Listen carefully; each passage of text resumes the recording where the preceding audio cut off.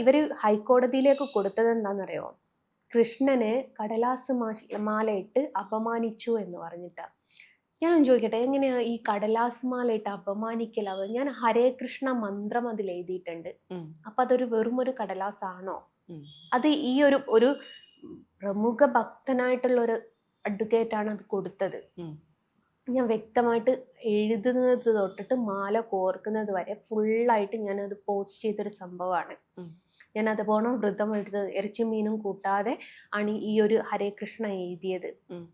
അപ്പം നമ്മളൊരു കടലാസിനെ എനിക്ക് വേണമെങ്കിൽ കൃഷ്ണനാക്കി മാറ്റാം, നിനക്ക് വേണമെങ്കിൽ അതൊരു കഴബയാക്കി മാറ്റാം, നമ്മുടെ ക്യാമറാമാന് വേണമെങ്കിൽ അതൊരു യേശുവിനെ ആക്കി മാറ്റാം, എന്തും ആക്കാം. നമുക്കൊരു കടലാസ് കിട്ടിയാൽ ആ കടലാസ് നമ്മുടെ കയ്യിൽ കിട്ടുവോളും എന്താക്കണം എന്നുള്ളത് പിന്നെ നമ്മളുടെ തീരുമാനമാണ്.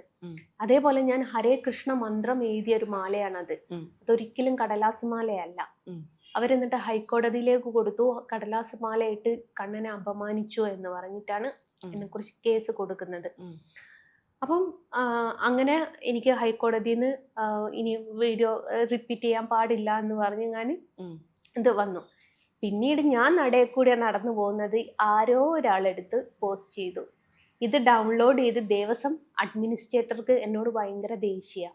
ഗുരുവായൂർ അഡ്മിനിസ്ട്രേറ്റർക്ക് എന്തിൻ്റെ കേടാന്ന് എനിക്കറിയൂല.